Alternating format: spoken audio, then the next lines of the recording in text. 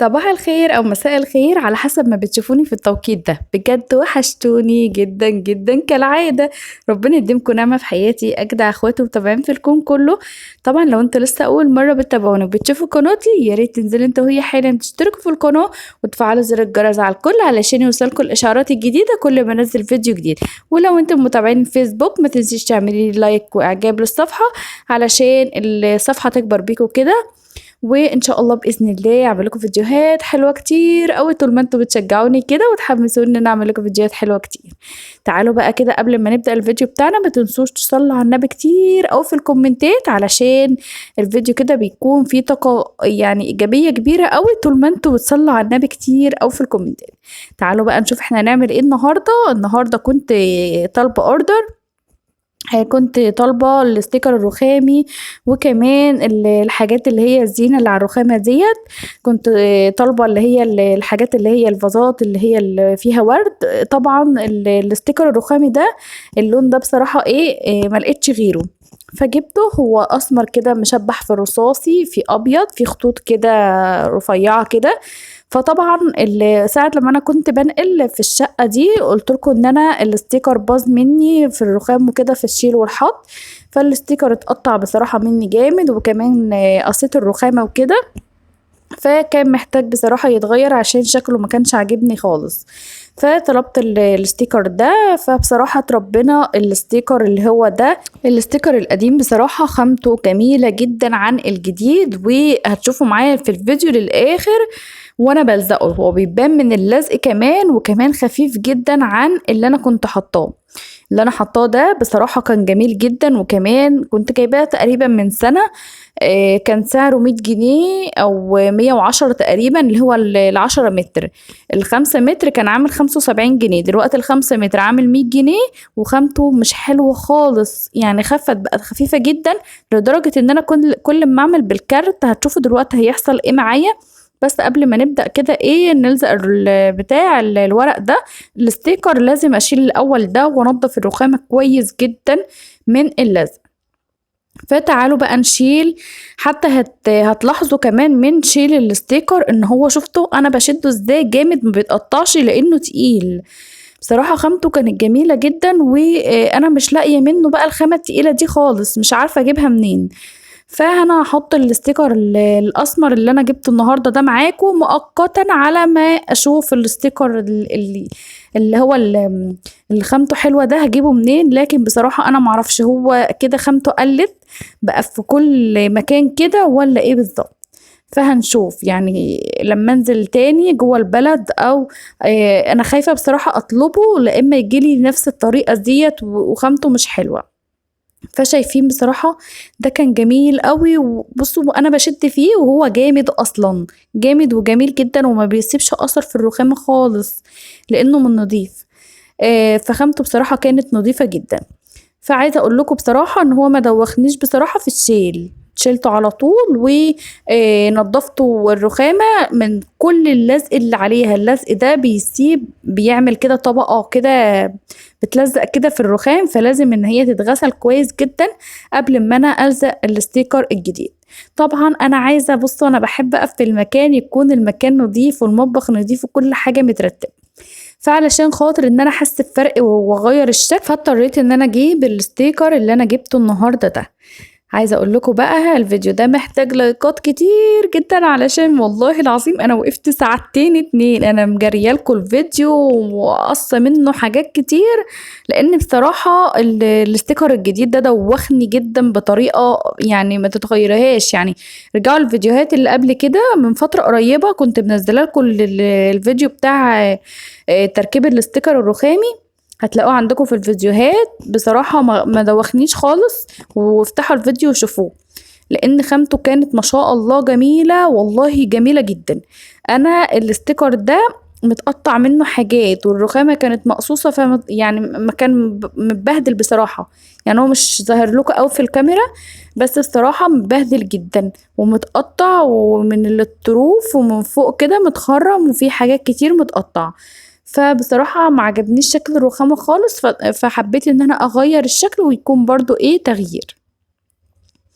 وعادي يعني ممكن بعد فترة أغيّره تاني بس لمّا ألاقي يعني خامة أحلى، لإن الخامة بتاعة النهارده بصراحة ما عجبتنيش خالص، خالص، وفي حاجات كتير كده متّنية وفي فقاقيع وأنا مش عارفة إن أنا يعني ما ضبطش خالص، خالص يعني.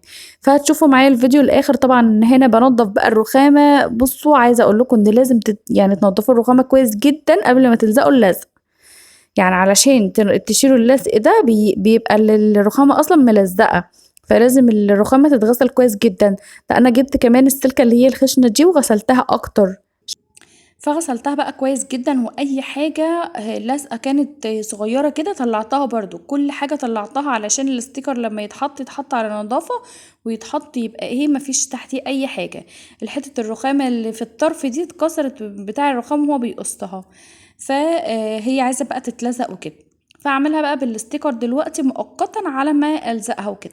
تعالوا كده بقى نسمي بسم الله وندخل على الsticker اللي هيدوخني يا جدعان، أقسم بالله حرفيًا تعبت جدًا، جدًا فيه. ف مش عارفة يعني أنا ألاقي الsticker التقيل ده فين؟ ممكن كمان بيبقى في الsticker اللي هو الرخامي اللي هو بتاع العربيات الأسمر خالص، لو حد يعرف بيتجاب منين قولوا لي. لو أنتم مثلًا من طنطا قولوا لي المكان فين في طنطا، لإن أنا من طنطا، يعني قولوا لي المكان فين لو أنتم من طنطا وعارفين المكان وعرّفوني يا جماعة أجيب الsticker اللي هو التقيل الأسمر منين بتاع العربيات، قولوا له اللي هو بيتباع فين وكده. لأن بصراحة ده هينفعني جدًا في الرخامة وهيبقى شكله حلو وتقيل، لأن ده خفيف جدًا يعني مش عارفة حسيت إن هو خامته رديئة جدًا وخفيف وسعره أغلى من التاني، يعني سعره غِلي وكمان قللوا في الخامة بتاعته، والمفروض إن هو سعره يغلى خلّوه حتى على الخامة بتاعته، لأ هُم قللوا جدًا في الخامة بتاعته وبقى مش حلو خالص. يعني اللي بيشتري الsticker الرخامي خلّي بالكم علشان ده أنواع وخامات، يعني أنا بجد اتغشيت في الsticker المرة دي وكان سعره 100 جنيه واتغشيت فيه جدًا وكان مش حلو، يعني كان خفيف جدًا وهتشوفوا دلوقتي شكله عامل إزاي وأنا بالزقه، شايفين خفيف إزاي؟ الsticker اللي أنا كنت شايلاه من على الرخامة كنت هتلاحظوا من شيلاني فيه وأنا باشده على آخري وما بيتقطعش خالص. لكن ده خفيف جدًا بصراحة ودوّخني، يعني الخفيف ده ما عرفتش إن أنا ألزقه كويس بطريقة كويسة زي ما أنا لزقت التاني ما خدش مني بالضبط نُص ساعة كنت مخلّصة كل حاجة فيه، إنما ده ممكن يعني على ما أعتقد كده إن أنا قعدت فيه ساعة ونُص ساعتين والله العظيم بجد، والجو حَر بقى وحاجة بُصّوا استغفر الله العظيم يا رب، فعلشان إن أنا أطلّعه بالشكل اللي أنتم هتشوفوه في الآخر ده يعني معجزة، معجزة. الحمد لله. فحطيته بقى مؤقتًا كده على ما إن أنا أجيب واحد تاني وكده، وفي الأفضل يعني إن أنا أجيب الsticker اللي هو بتاع العربيات التقيل الأسمر، علشان إن هو يستحمل ويتلزق كويس بطريقة كويسة. أنا بصراحة لو الsticker اللي أنا كنت حاطاه ده ما كانش اتقطع أنا ما كنتش هاغيّره خالص، لإن هو بصراحة كانت خامته جميلة جدًا وكان شكله عاجبني جدًا، فأنا للأسف ما لقيتش شكله خالص ولا شكل الخامة ولا أي حاجة. فأنا كنت مفكرة بقى إن اللي أنا هاطلبه الغالي ده نفس التاني بنفس خامته وكده ما طلعش نفسه خالص ولا نفس الخامة ولا أي حاجة، شايفين؟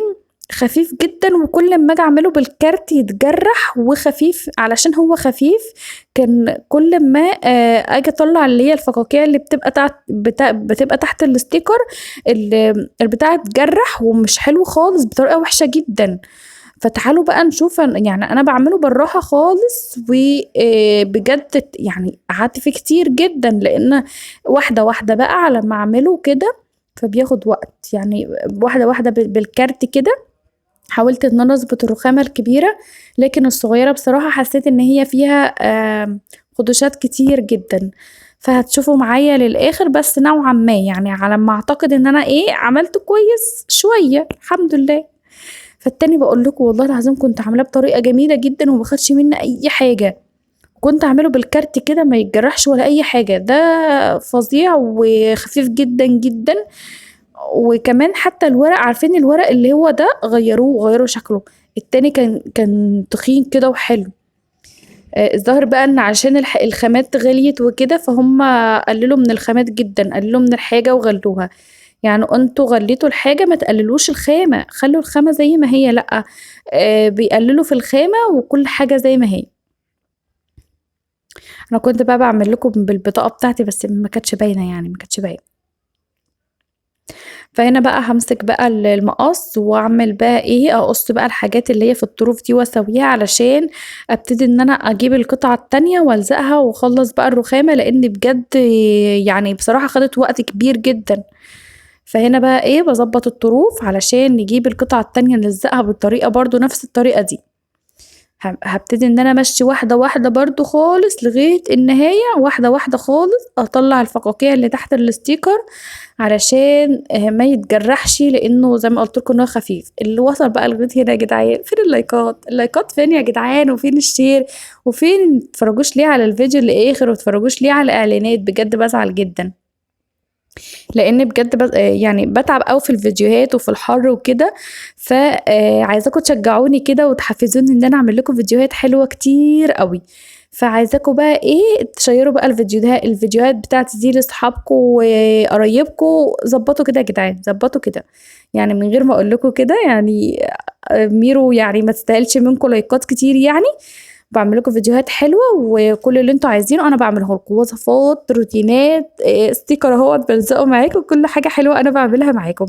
فعايزاكم كده تشجعوني في الفيديوهات وتقولوا لي بقى الناس اللي دخلت معايا القناة جديدة، قولوا لي بقى انتوا بتتابعوني من انهي بلد علشان انزل ارحب بيكم واحط لكم القلب الاحمر. ربنا يخليكم ليا ويديمكم نعمة في حياتي يا اجدع اخوات في الكون كله. تعالوا بقى بعد ما خلصت طلع روحي فيا يا جدعان الحمد لله. طلعت النتيجة برضو مش وحشة، لكن مش النتيجة اللي أنا كنت عايزاها بصراحة.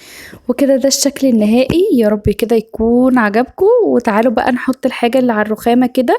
بعد ما حطيت الحاجة اللي على الرخامة وظبطت كده كل حاجة، عايزة بقى رأيكم في الكومنتات في الشكل النهائي. وهنا حطيت بقى السكر والشاي والنعناع والحاجات اللي هي اللي احنا يعني عامة بنشربها على طول. وحطيت الكاتل جنبه كده، عملت هنا الحتة دي المكان ده كوفي كورنر كده، على ما احط بقى بقية الحاجات المشروبات بتاعتنا عليه واظبط بقية الحاجة. وهنا حطيت التوستر، وحطيت الفازة الحلوة دي الجميلة دي كنت جايباها برضو مع الستيكر. وحطيت برضو التحفة الجميلة دي اللي انا جايباها بتحط فيها شمعية وجميلة جدا. وحطيت هنا طقم القهوة ده، وحطيت طقم العصير ده زي ما انتم شايفين كده.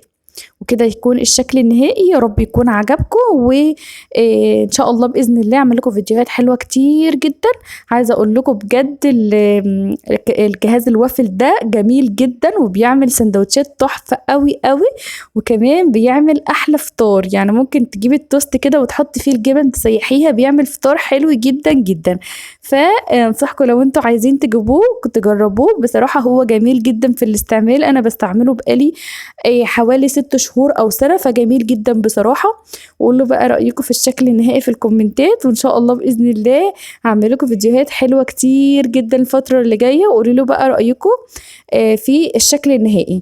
طبعا هنا بقى كنت مشطبة الحوض ومشطبة المطبخ وكل حاجة كانت زي الفل يا ولاد، وزي ما انتم شايفين كده الدنيا بقت جميلة. وقولوا له بقى رأيكم في الكومنتات، ما تنسوش لايك وشير وسبسكرايب، والسلام.